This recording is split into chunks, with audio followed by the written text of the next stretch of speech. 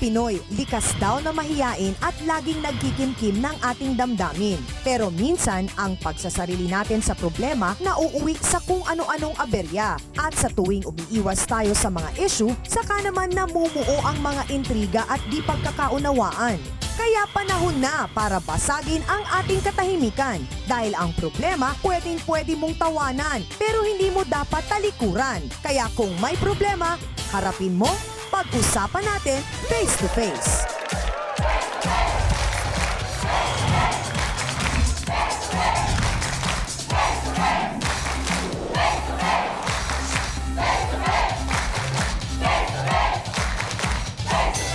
Nag-iinit na usapan, umaatikabong mga yan, diskusyon na may resolusyon sa kauna-unahang talakserye sa telebisyon.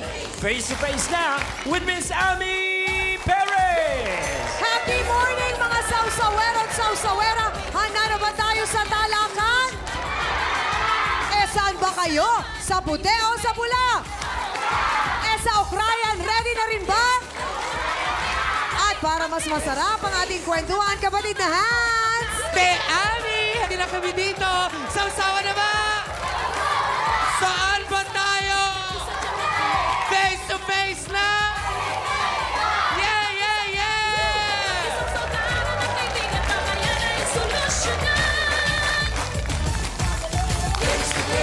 Sinong sisimangot?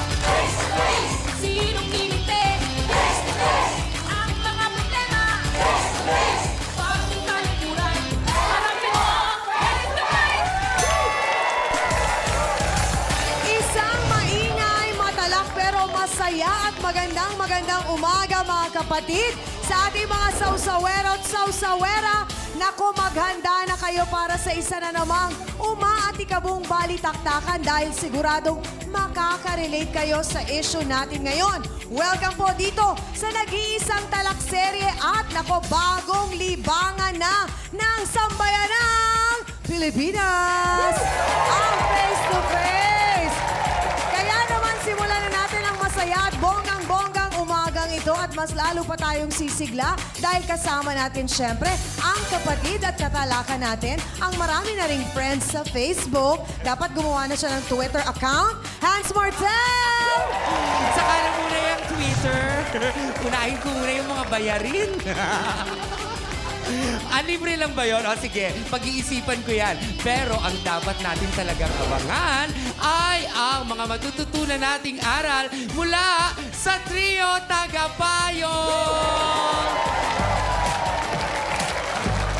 Siyempre, pag ang usapin na ay hahantong sa mga usaping legal, kailangan natin dyan ang expertise ng ating representative mula sa Public Attorney's Office, Attorney Patrick Duran.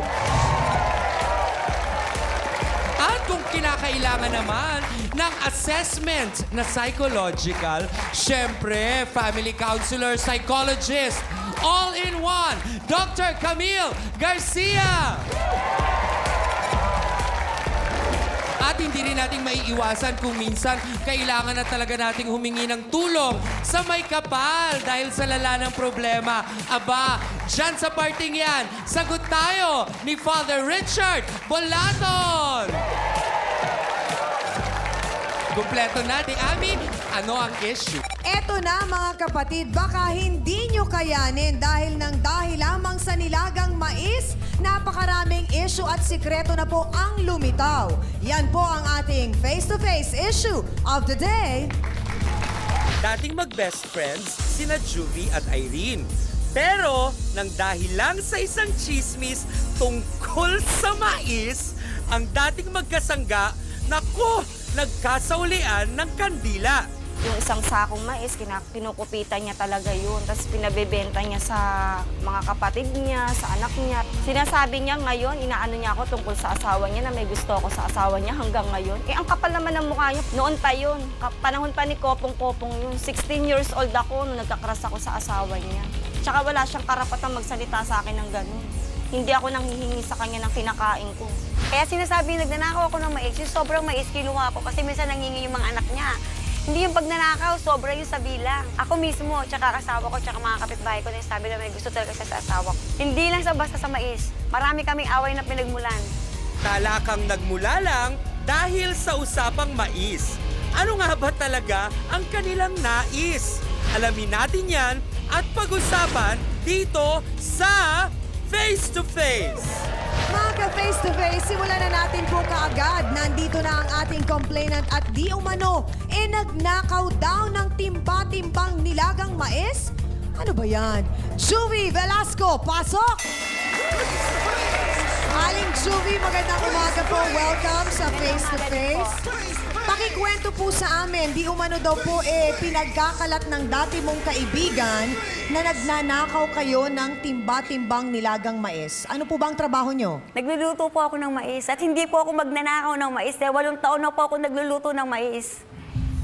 So, kayo po ay nagluluto. Ito Opo. po mga mais na to, kayo po ba ang namumuhunan dito Hindi o po. meron po kayong amo? May puhunan po to. Nagdi-deliver po sa amin mga biyahero. Okay. 8 tao ang nilulutuan ko ng mais araw-araw. Dinadala sa amin mais araw-araw, 30 sako. Hindi ko kailangan nakawan yung mais kasi binibilang yun binibilang bawat sako. Bakit po sinabi ng inyong kaibigan na si Irene na di umano daw, kayo daw po ang nagnanakaw ng mga mais? Hindi po ako magnanakaw ng mais dahil kailan lang po ako lumipas sa lugar na yon na magkalapit kami ng bahay ni Irene. Magdadalawang taon lang po kami doon sa tinitirhan naming lugar na pinaglalagaan ko ng mais. Sa kabilang ibayo po kami nagluluto dati ng mais. Paano po kayo nagkakilala nitong kaibigan ninyong si Irene? Matagal na po kami magkakilala ni Irene kasi nung dalaga pa po, nung hiwalay po ako sa asawa at yung asawa ko po binata, may gusto na po siya sa asawa ko. Ha? Opo. So bukod sa issue na itong nakawan ng nilagang mais, may pinag-uugatang pang issue Opo. na may gusto sa asawa Opo, ninyo. Opo. Paano nyo naman po nasabi yun? Kasi nung namamasada yung motor ng asawa ko, pag dumating ang galing ng biyahe, umuwi ng bahay yun dahil binata pa, pinapaypayan niya po yun. Nakikita nyo? Opo. Pinapaypayan niya. Tapos, pagkakakain na po, hinahina niya ng pagkain. Oo. Pogi ang asawa ninyo? Hinahina niya pa ng pagkain. Pinapapayan Okay. niya hanggang sa matapos sa magising, pinapapayan niya po yun. Ginagawa lang niyang dahilan yung mais dahil talagang may gusto po siya sa asawa ko. So parang ang sinasabi nyo dito na parang naiinggit lang itong si Irene kaya gumagawa ng kwento doon sa inyo? Opo. Aba, abay mahal pala talaga niya ang asawa ninyo? Opo. Aba, pero teka muna, bukod dyan sa away ninyong yan, may mga parinigan daw sa araw-araw na nangyayari. Ano po yun? Opo, Pakikwento sa nagpaparinig amin. po siya araw-araw doon Ano sa pong akin. sinasabi niya? Kumakanta pa siya ng wala akong karapatan, wala daw akong karapatan doon sa asawa ko. Parang pinikot ko lang daw, inakit ko lang daw. Kinakanta niya yung Opo. pinaparinig? Opo. Ano naman po ang isinasagot nyo? Kumakanta lang po ako ng aray, nako.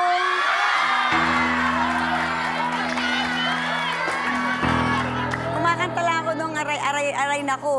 Bilang siya ay nasasaktan dahil nga kayo pinili ng mister Opo. niyo. Opo. Narinig na natin ang side ni Aling Juvie. Ngayon naman, kilalanin natin ang babaeng nagkakalat daw ng chismis na nagnanakaw ng timba-timbang mais itong si Aling Juvie. Narito po, si Irene Cruz. Pasok! Lahat po ngayon yan ay kasama po ninyo ni Mang Delio. Opo. Nasaan na po napunta si Aling Lisa? Sa Doon. kwento. Doon po sa isang bahay, sa isang kwarto, doon sa anak niya, kay Ilyong. Ito po ba'y doon lang din sa lugar ninyo, ang Opo. kanilang tinitirhan? Opo. Gaano po kalayo ang bahay nila sa bahay ninyo? Pamagitan lang po ng dingding.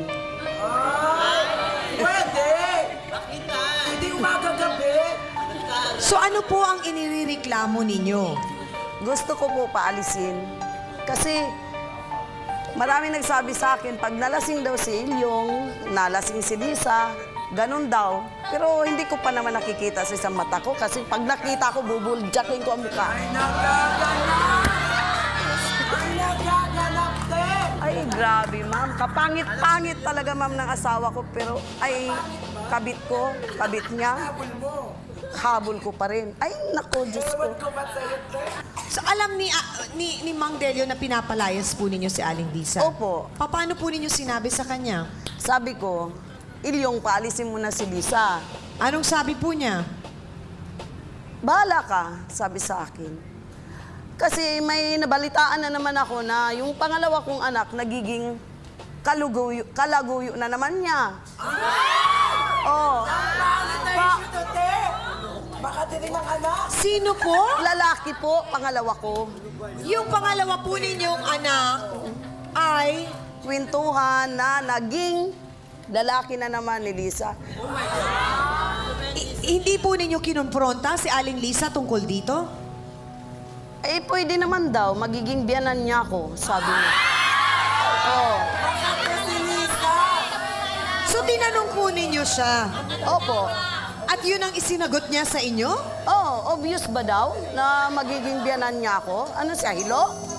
So ano pong ginawa ninyo? Pinuntahan ninyo tong si Aling Lisa. Sinabi po ba ninyo sa kanya na pinaalis niyo siya doon? Opo. Anong sagot niya? Ang sabi niya, hindi ako alis. Bakit daw? May karapatan daw siya doon sa... Na doon tumira. Oh, sa anak nilang dalawa.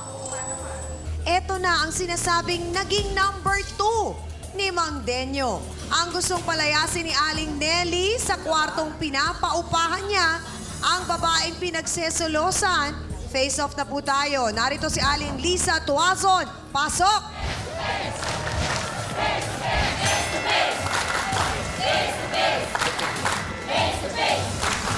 Lisa, Aling Lisa, diretsahang tanong po, bakit ayaw po ninyong umalis doon sa kwarto?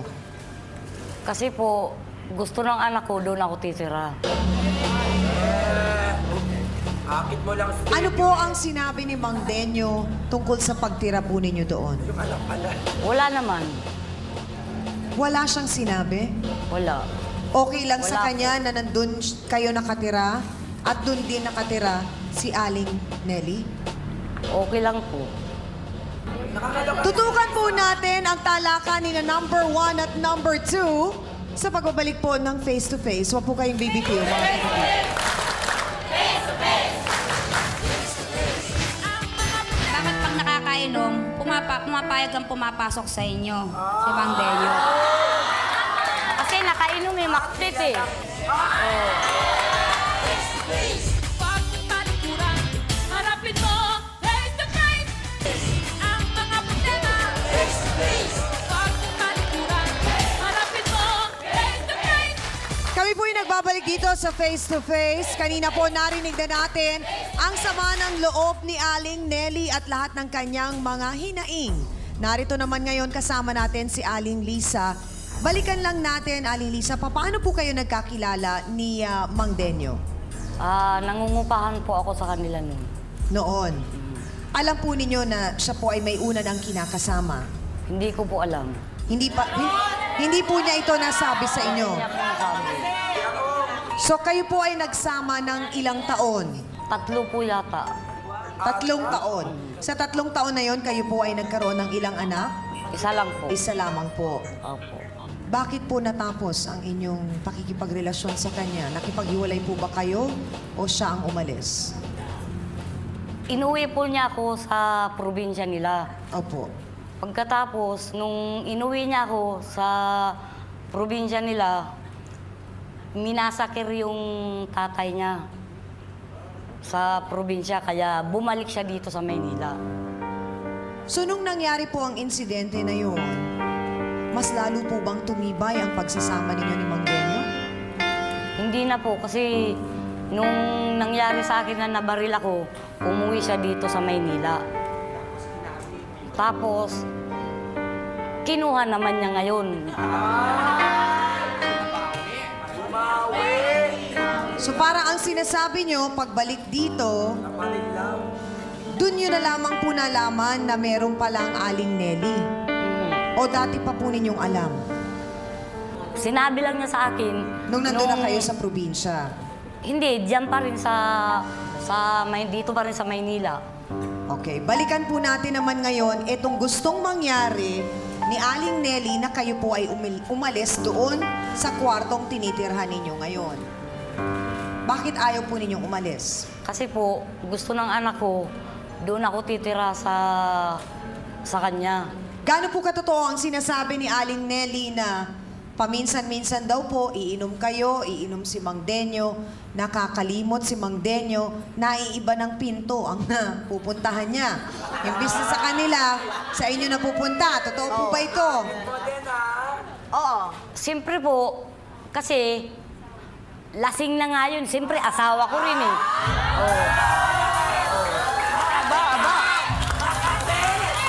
Sandali lamang po, Aling Nelly. Yung pong bahay na yon o kwarto na yon, sino po ang nagmamay-ari? Kami po. Kayo ni Mang Denyo. So para ang sinasabi nyo lamang, ang pwedeng tumira doon ay ang bata, hindi Anak siya. niya. Hindi siya. O yung anak Eh, niya. ayaw naman ng anak ko na umalis ako doon. Magsama na lang kayo ni Denyo, sila ng anak ni Denyo. Aba, ang gusto ko mangyari, ma'am, palayasin ko yan. Kung gusto ng anak niya na, sumama yung anak niya sa kanya na lang. Na umalis na lang sila doon Oo. pareho. Kasi matigas din ang ulo. Kung kailan na tumanda ang anak nito, matigas din ang ulo. Diretsahang talong, Aling Lisa, gusto niyo po bang balikan si Mang Denyo din? Hindi na po. Kung hindi na, umalis ka na sa bahay. Hindi nga ako pwedeng umalis kasi nandoon ang anak ko. Kasi Eh, kung palayasin Ilang taon mo na po anak yung mo. anak ninyo? 26 na po. Gaano katotoo, Aling Lisa, diretsahan pong tanong din ulit sa inyo. Nagkarelasyon po ba kayo dun sa anak ni Aling Nelly? Hindi po. Hindi totoo yun. Hindi po totoo yun. Ano yun, binibiro mo lang ako? Magiging biyanan? Ganun Hindi lang? po totoo yun. Sinasabi niya, hindi po totoo yun. Okay, Hans, naku, kinakaya ba ng mga sausawero at sausawera ang kwento ni na Aling Nelly at Aling Lisa? Ate Lisa, may katanungan po ang ating kapatid dito. Aling Lisa, hindi ka ba nahihiya sa ginagawa mong pangaagaw sa kinakasama ng iba? Kung ano po yung ginagawa ng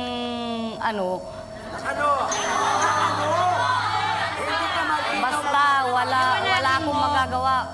Kahit saan ako tumira, gusto ako doon titira sa anak ko. Problema ho, bakit pag nakakainom, pumapayag ang pumapasok sa inyo, si Mang Denyo? Kasi nakainom eh, maktit eh. Sa pagkakataon na to, Hans, eto, tatanungin lang natin si Attorney Acosta. Attorney, narinig naman natin na pareho silang hindi kasal kay Mang Denyo. Hindi kasal kay Mang Denyo. Pero si Aling Nelly, bilang siya yung unang kinakasama at parang sa kanya yata pinundar yung kanilang kwarto na kung saan nakatira naman ang anak ni Aling Lisa. Ano ba ang batas na pwede nilang isampa sa isa't isa? O may karapatan bang palayasin talaga si Aling Nelly, si Aling Lisa sa kwarto na yon? Actually, sa Article 147 ng Family Code, yung pagsasama na common law relationship, kung binata si Mang Henyo, siya naman ay dalaga dahil walang asawa, pero may anak, no? Merong rule dyan, co-ownership. Partner sila sa properties. Sabi nila, naipundar ng dalawa, ni Aling Nelly, tsaka ni Mang Henyo. May karapatan siyang paalisin si Aling Lisa. So, pwedeng paalisin ni Aling Nelly si Aling Lisa. Pero, hindi niya pwede invoke na solo lang niyang asawa si Mang Henyo dahil hindi naman sila kasal. Marami pong salamat, Attorney Acosta. Mga kapatid, eto na ang lalaking pinag-aawayan ni na Aling Nelly at Aling Lisa. Kaya naman po nagkaroon ng issue ng pagpapalayas. Narito po, Mang Denyo Ilyong Orlino. Pasok!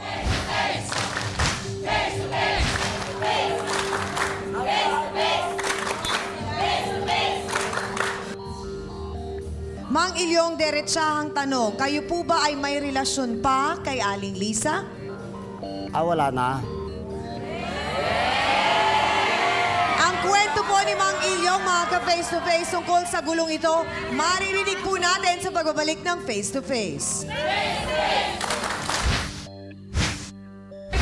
Hindi ko naman gusto yan, ma'am. Sinuyo niya uli ako. Okay. Pangit mo naman. Aywan ko, ginayuman mo yata ako eh. Oo, anong araw? Pag talikuran, harapin mo face to face. Kami po ay nagbabalik dito sa Face to Face at kasama na po natin ang lalaking dahilan ng gulo ng dalawang babaeng ito, Mang Ilyong. Ituloy lang po natin ang kwento. Ano po ba ang naging dahilan kung bakit nung kayo ay unang nagsasama ni Aling Nelly ay hindi po kayo nagpakasal? Ay, ayaw naman niya. Bakit daw po? Eh, matigas din ang ulo niya. Saka madalas kami mag-away nung kabataan namin dahil pag nag-away kami, mabunganga. Aha. Maingay. Siyempre, pagkalasing ako, hindi ko maiwasan na kung minsan matamaan siya yun. So, Umuwi totoo sa po nanay na niya. inaamin po ninyo na may mga pagkakataon na Mayroon. nasaktan po ninyo siya, Oo. napagbuhatan po ninyo ng kamay. Oo. Nung naghiwalay... Minsan lang, minsan Opo, lang. minsan lang. No, minsan. Ang tangay. Palagi. Di ba sinabi mo? Minsan lang. Di ba sinabi mo, anak ko yung lumayas? Oh, isang buwan.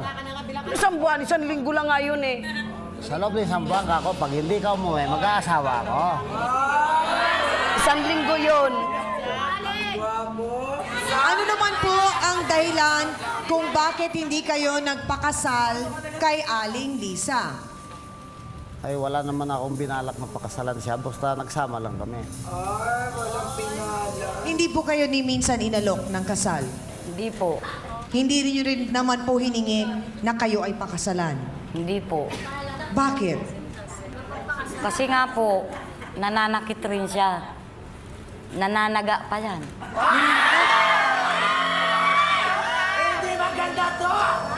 Ngayon po, naghiwalay kayo ni Aling Lisa. Bakit naman po kayo pumayag na makipagbalikan kay Aling Nelly? Sinuyo niya uli ako. Okay. Pangit mo naman. Aywan ko, ginayuman mo yata ako eh. Oo, anong araw? Pagdala yan, ma'am, ng hot pandesal at saka melon, nakatimpla na. Hindi ko naman gusto yan, ma'am. Aywan ko kung bakit. So anong nangyari po, Mang Denyo, at umabot tayo sa ganitong sitwasyon na sila po ang tinitira nila ay pinto lamang, pader lang ang pagitan? Ang gusto ko mangyari nga, si Dina, doon lang sa bahay. Paalisin mo to. Papayag po ba kayo, Mang Denyo, na umalis si Aling Lisa doon? Isang tanong, isang sagot. Bakit hindi ka na... Pareho kayo. Wala akong magagawa kasi gusto nila Beauty ako. ka. Beauty ka. Oh. Mang Denyo, mahal niyo pa po ba si Aling Lisa? Hindi na. Si Aling Nelly po ba ay mahal ninyo? Siya.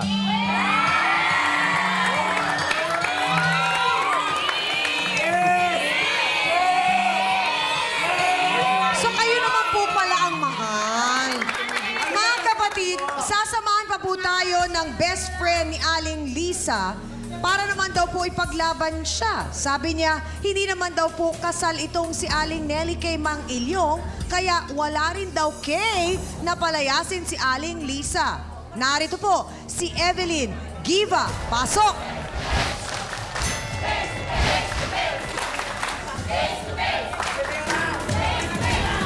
Aling Evelyn, anong alam po ninyo sa kwentong ito?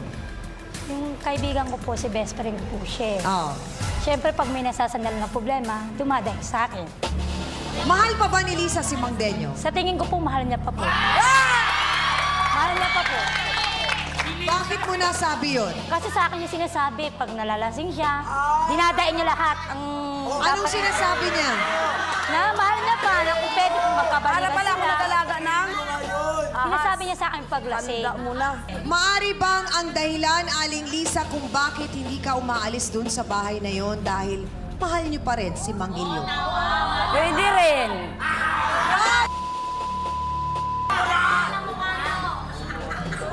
Kasi pag... Mamaya pag-uwi natin, mabugbog kita. Gusto mo, ngayon din, pag-uwi nyo sama na kayo kung saan kayo imperno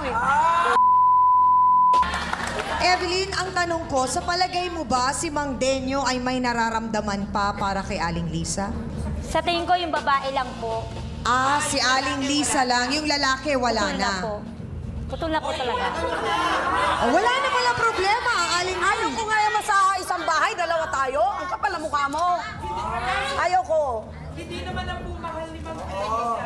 Mang Ilyong, ano po ba ang plano ninyo sa problemang ito at sa naging sitwasyon ng buhay po ninyo? Tatlo. Sabihin mo na totoo. Huwag mo naman palayasin yun kasi... Saan ang bahay nga niyan? Squatter naman. Di hanapan mo ng bahay, lumayo kayo sa bahay. Magsama kayong dalawa. Mang Ilyong, gaano po katotoo yung bali-balita o yung mga kwento na lumabas na yung pong anak po ninyo ay naging karelasyon ni Aling Lisa? Totoo po ba ito? Hindi ko man nakita pero parang masagwa pagka ganon. Opo. Oo. Pangit. Parang papakyawin niya rin. Pinapakyaw na niya ako nung una. Papakyawin niya rin yung isa. Di, pangit nga kung gaganon.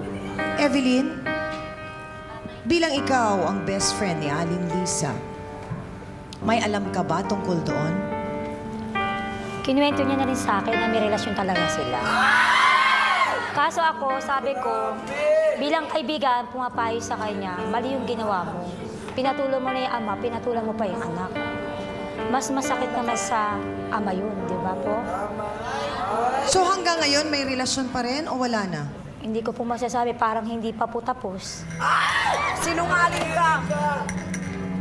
Tapos na. Kakahiya Paano pong tapos na? Alam po ninyo, Aling Nelly, na tapos na? O Hindi na alam po. ninyong nagkarelasyon talaga? Hindi na po. Pero hindi naman kailangang umabot sa ganong punto. Dahil totoo ang kasabihan na nasa huli ang pagsisisi.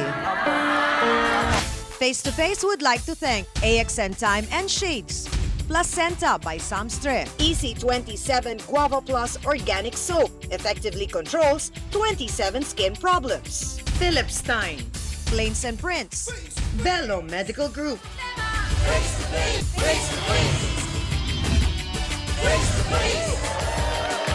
Mga ka-face to face, nagsimula po ang lahat ng dahil sa chismis tungkol sa pagnanakaw ng timba-timbang nilagang mais na nauwi na sa parinigan. Ang pinag-ugatan po pala ay first love. Magulo at masalimuot ang ating issue ngayong araw na ito. Alamin nga natin ang huling hirit po ni Aling Juvie. Ito na po ang pagkakataon na sabihin nyo ang lahat ng gusto ninyong sabihin kay Irene. Irene, sana naman kung nandun tayo at nagkarap tayo dito, huwag ka na magparinig. Mahirap yung matanda na ako, matanda ka na. Yung daan natin sumisikip. Kumbaga sa utang, may utang ka sa kabila, iiwas ka, dali utang ka, dada ka sa kabila. Huwag ganon. Ang mundo natin maliit lang. Tatanda tayo. Maya't mamatay na may kagalit. Sa ating mga panauhin, oras na para pakinggan ninyo, isa-isip at isa-puso ng mabuti ang sasabihin ng ating trio tagapayo. Pakinggan ninyo mabuti, simulan natin kay Attorney Patrick. Sa pagdodroga po nila, please lang po, tigilan nyo na po kasi po ang penalty po ay napakataas po. 12 taon hanggang 20 o kaya lifetime po. At kung mahuli po kayo, ang piyansa po ay nasa 120,000 po pataas. So please po, tigilan nyo na po yung pagdodroga po. Thank you po. Salamat po, Attorney Patrick. Dr. Camille. Alam niyo, sinasabi niyo kanina na talagang nahihirapan kayo kaya umaabot kayo sa punto na nagkakaganyan na kumukuha kayo ng mais, timba-timbang mais. Kung nagkakaganyan man din ang inyong behavior na sabihin na parang naaaning kayo at nagsususpecha kayo, maaari ito ay bahagi na ng pag-epekto ng pagdadrugs nyo. Kaya iwasan nyo talaga.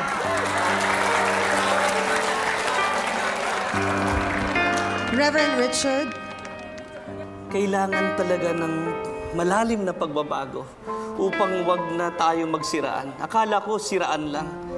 Pero kanina nalungkot ako nung pumasok yung droga, naging sabwatan pala.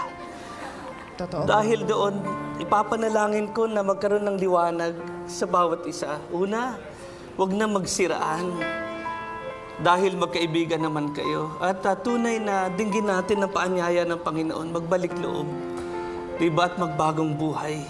At mabuhay sa kapayapaan ng malinis ang konsensya at payapa. Pagdadasal ko kayo, anak, at sana makapagkumpisal. Maraming pong salamat sa ating trio tagapayo. Aling Juvie, dumating kayo sa punto ng buhay ninyo na maisip ninyo at ma-realize ninyo na hindi tama ang inyong ginagawa. Ganon din ikaw, Irene. Dahil walang naidudulot na tama ang pagdodroga. At ito isang bagay na hindi nyo dapat ipagmalaki at ikwento at ibahagi pa sa mga anak ninyo. Bilang kayo po ay isang nanay, hindi po ba? Hindi naman tama, napakapangit na mapakita natin. Pati po ang asawa ninyo sumasang-ayon? Hindi po. Nagagalit minsan sa akin yun, pinapagalitan ako. Minsan nagagalit kami. Oo. Nag-aaway rin kami dahil dyan sa bisyo. Naiintindihan po namin na mahirap ang buhay at kailangan po ninyong magtrabaho. Lahat po tayo dumadaan sa puntong nagpupuyat tayo. Pero hindi naman kailangang umabot sa ganong punto.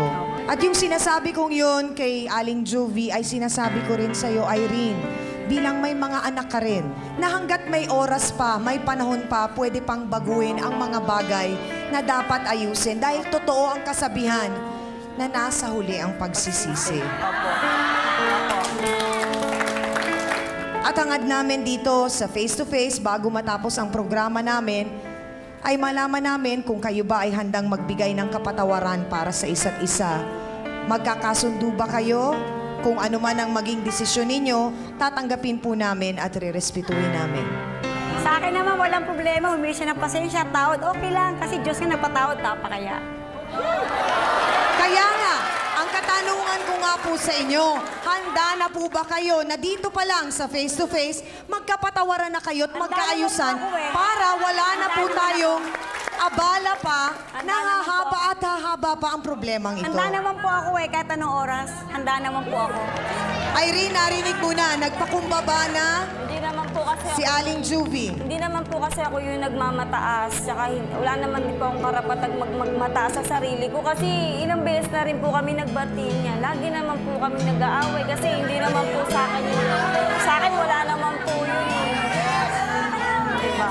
So ano po ang huling desisyon ninyo? Siya may desisyon kung makipagbati siya o hindi dahil handa naman ako dito ngayon. Ako, sa akin okay lang po yun. Hanggang sa kahuli-hulihan, nagtataasan pa rin po kayo. Hindi po ako nagmamataas. Handa po ako lumapit siya sa akin. Wala pong problema sa akin.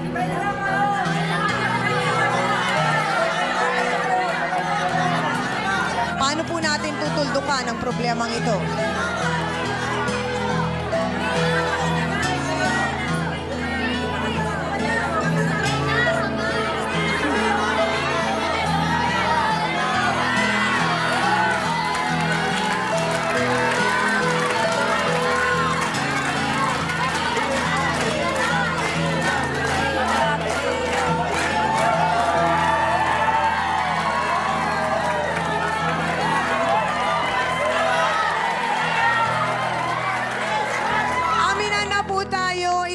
Na po nating napatunayan sa ating programa na wala talagang mabuting naidudulot ang chismis.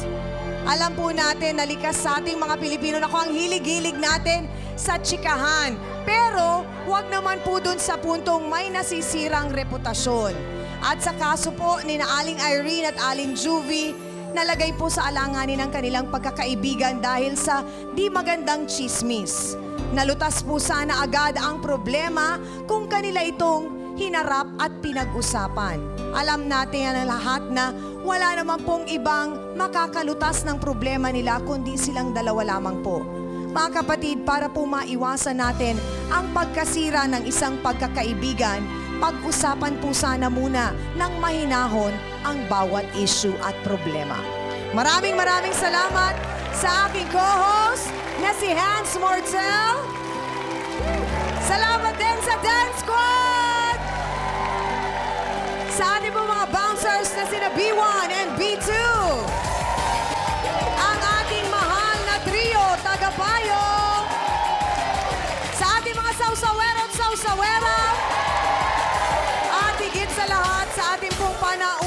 ngayong umagang ito na nagbahagi po ng tunay at totoong kwento ng kanilang buhay. Ang lahat po ng problema ay napag-uusapan at pwede pong maayos. Kaya kung may gusto po kayong pag-usapan o mga hinaing at problema, welcome po kayo dito. Ito po ang inyong Ate Ami na lagi nagpapaalala, ang problema pwede mong tawanan, pero hindi mo yan dapat talikuran. Kaya kung may problema ka, harapin mo. Pag-usapan natin face to face. Para po sa inyo to, mga kapatid. Pangit mo naman. Aywan ko, ginawa